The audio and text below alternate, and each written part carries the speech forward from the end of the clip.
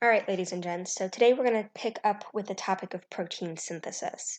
And if we remember that word synthesis means to create something. So in this case, we're taking all of this information, these sets of instructions that are coded for in your DNA, and we're going to talk about how your cells actually use that DNA code to create these proteins, which is really the driving force behind how cells look, how they function, how you as an entire organism are capable of doing everything that you do all day. It's because your DNA has the set of instructions, but it's really those proteins that are actually doing all of the actual work. So, how does this work? Well, when we talk about your protein synthesis process, there really is this central theory in biology called the central dogma. And remember that theories are these scientific principles in a particular field of science, in our case biology, that are based on lots of evidence, and they're utilized as a way to explain the way something works. So in this particular situation, the central dogma is a theory that states how this information flows through our cells, and it only flows in one direction.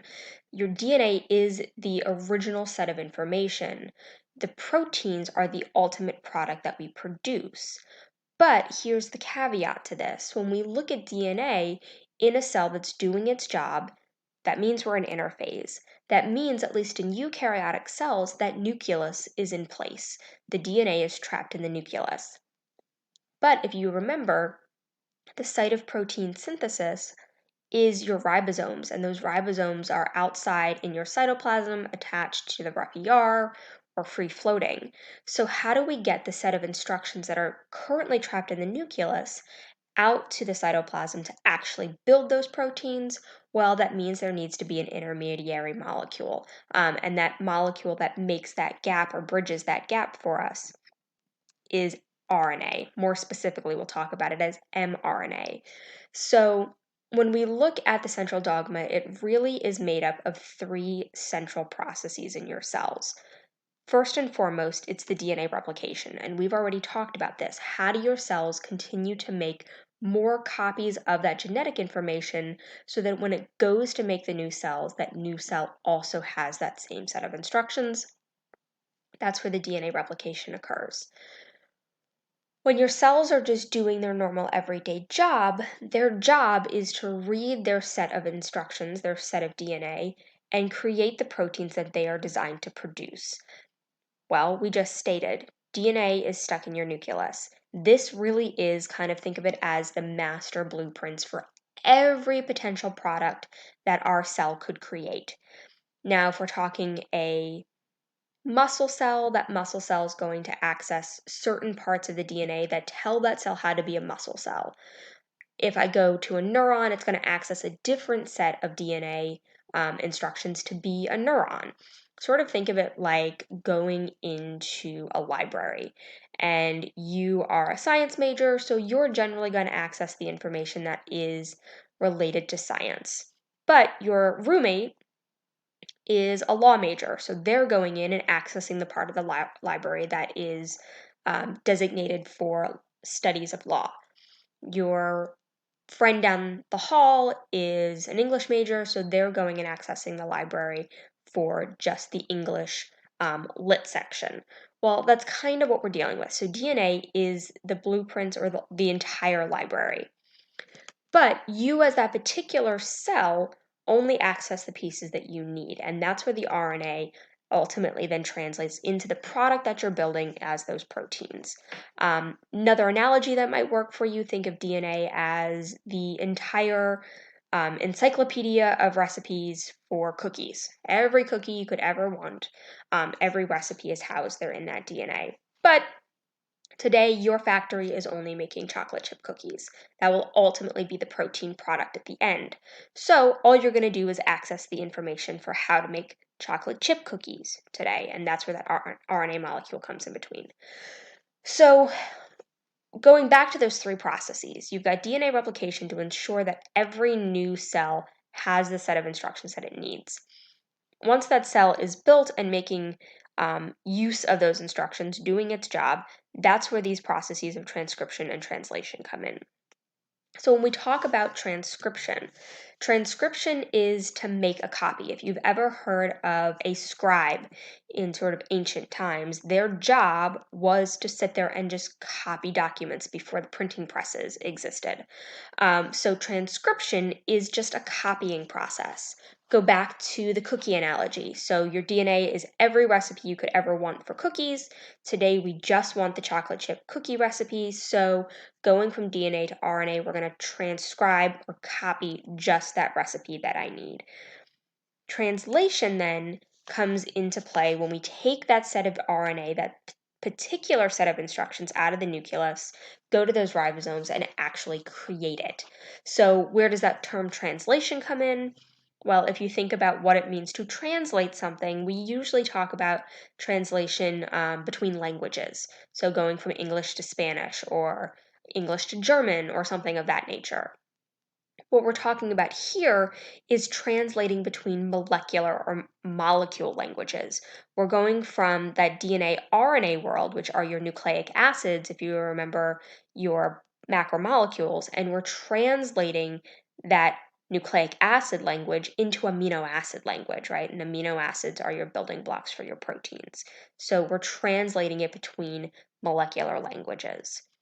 Now, here's the thing. When we look at this idea of the central dogma and taking that information from DNA to RNA to protein, we're really talking about this idea of gene to protein. So go back to the recipe idea.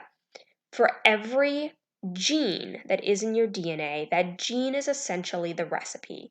So you've got a gene for chocolate chip cookies, you've got a gene for snickerdoodles, you've got a gene for sugar cookies. That's what your DNA is divvied up into. It's divvied up into these chunks of information that are specifically designed to create a single product. So when we talk about how much of your DNA ultimately codes for a single product or a single protein, there's this whole idea out there of a single gene to a single polypeptide or a single protein. There are some exceptions to that rule, there's some tweaks to that rule when we're talking about eukaryotic cells. For any of you guys who eventually maybe look at AP Bio, we'll talk about it, but overarchingly, we're talking one gene to one protein, one recipe to make one type of cookie. Now, those proteins are your link between your genotype and your phenotype. So, if you remember what those terms mean, right? A genotype is your set of alleles. Do I have two capital A's, a capital A and a lowercase a, two lowercase a's? So, my homozygous dominant, heterozygous, homozygous recessive. So your proteins are that link between the actual alleles, which really are what's coded for in your DNA. When we talk about that capital A, it's its own set of A's, T's, C's, and G's. We talk about a lowercase a, it's a slightly different version of the same trait, the same gene, but the sequence of those A's, T's, C's, and G's is slightly different. And that's because when we look at your protein that gets produced from that, there's a reason that we have different phenotypes based on whether we've got two capital A's, two lowercase a's, or an A capital and a lowercase. So when we look at your phenotype, that's the physical expression of the genotype. Genotype is the code in your DNA. The phenotype really is the protein that we're actually producing. So if I have two capital A's, that means that my cell is producing two identical copies of the protein. And let's just say that particular dominant trait is purple. That means my cell is producing two copies of that purple protein. And so as a result, my flowers look purple. If I'm talking about my heterozygote, right, so they're the ones that have a capital and a lowercase, right, two different letters, then we're talking about being able to produce a dominant purple protein, but also a recessive white one. However, because that dominant is so strong, I'm looking at a purple flower anyway. I can't see the white protein even though it exists in my cells. If I talk about homozygous recessive, where I have two lowercase a's, now I'm talking about my cells producing two white proteins, and so my flower looks white. Hopefully that makes sense. If not, don't struggle with it too much here. We're going to come back to it when we talk about genetics in the next unit. But it's all kind of interlacing and interrelating to each other. So I want to try and make sure we take note of that while we're here. Okay, so we've spent the last section really focusing on DNA, what it is, what it looks like. So now we're introducing yet another nucleic acid, and now we're talking about RNA instead. So RNA stands for ribonucleic acid, and its function really is to take that information that's coded for, housed in your DNA, and use that information now to help build these proteins. So if we look, this is an RNA nucleotide. It looks very similar to what we talked about with the nucleotide structure of DNA. I've got my phosphate group here attached to my 5' carbon. I've got my sugar. It's still got 5 carbons, and I've got my nitrogenous bases bound to that first prime carbon.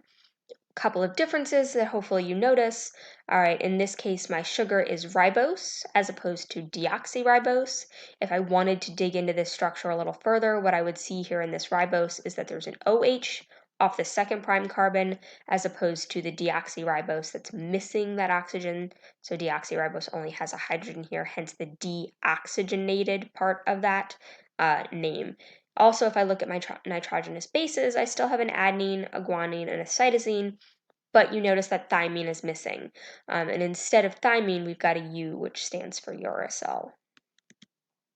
So here are your big picture comparisons. So the sugars are different. DNA is the deoxyribose, and RNA it's ribose. The other thing is how many strands they have. So DNA is double-stranded, RNA is single-stranded, at least in most situations, in most cells. And then you've got your bases, right? So the A, C, and G are still there, but now I've got thymine strictly in my DNA, uracil strictly in my RNA. And there are 3 unique types of RNA based on what they do in your cells. So when we talk about that idea of flow of information from DNA to RNA to protein, that particular RNA molecule that we're usually referring to, that copy of DNA information, really is messenger RNA, or we shorthand it to mRNA.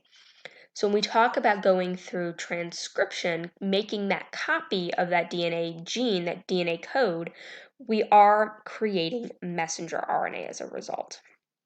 Now, here's the interesting thing. When we look at DNA and RNA as a result of that, everything is in code, literally 3 bases at a time. So we read it as a triplet code. And every 3 bases in DNA, and as a result, every 3 corresponding bases in RNA, is what we call a codon. And think about it if you've ever done a cipher puzzle before, where you had numbers or letters that corresponded to something else and ultimately gave you a message at the end. So for a codon, every 3 bases in either my DNA or my RNA will ultimately give me the information for a single amino acid. So that means a 12 base pair code gives me the information to make 4 amino acids.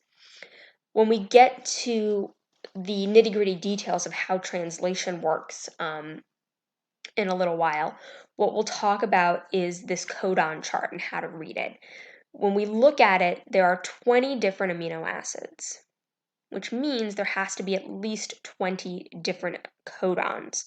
20 different triplet codes that give me the information for those amino acids. There are actually more than 20 codons, partly because there's some redundancy or duplicates, if you will, in the code, and we'll see that when we get to that point.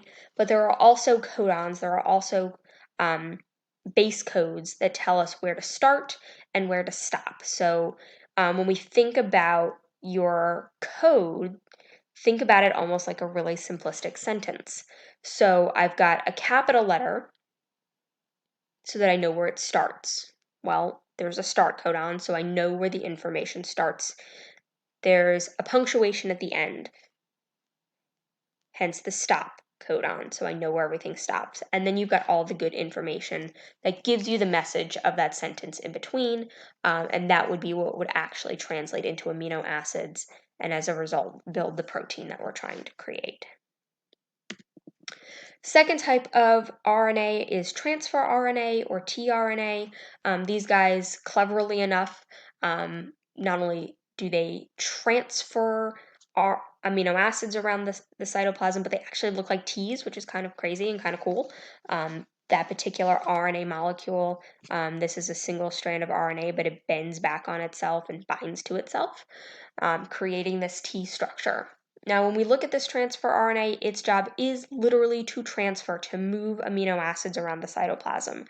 So these tRNAs are floating around your cells. They're picking up amino acids that your body has digested and broken down from things like the food that you've eaten, attach them to themselves, and then we'll take them to the ribosomes to actually help build the protein itself. Now, how does that tRNA know which amino acid to collect? Well, they've got a binding site here for that amino acid, and they also have a binding site down here. This is something called that anticodon, and this is 3 bases of RNA that complementarily base pair to the codon that we see in your messenger RNA that also complementarily codes to the codon in DNA. So if I have an anticodon here, that would be CCG. That means the codon that it creates or that it connects to, if this is CGG, then I've got GCC. Okay, so they're opposites, they're base pairs. So you got to remember your base pairing rules. Only difference here is that A still goes with C, but now in RNA, A goes to U. And we'll do some practice with that in the coming in a little while. So remember that amino acids are your building blocks for proteins. So the whole idea here is to pull those amino acids together, build the proteins that your cells need to function, whether those are structural proteins, whether they're enzymes, transport proteins, whatever the case might be. Your cells all work off of these functional proteins, so we need to create them. So, just like I mentioned a few moments ago, that there needs to be a particular codon, a 3-base code associated with every amino acid, that also means there has to be at least a single tRNA for every amino acid as well. And just like there's multiple codons for the same amino acid, that also means there are multiple tRNAs for the same amino acid, but there has to be at least 20 to make this all work. Third type of RNA is ribosomal RNA. This one's really just more structural. We shorthand it to rRNA, and this ribosomal RNA combines with proteins in the nucleolus in the center of your nucleus. When we go to actually form those ribosomes, your ribosomes, we're going to see a little later, actually come in 2 subunits, so a big subunit and a small one. They kind of remind me, at least in the diagrams, of a burger roll, kind of big and fluffy at top and flat on the bottom. But regardless, your RNA, ribosomal RNA, really is just a structural component to building those pieces along with some other proteins.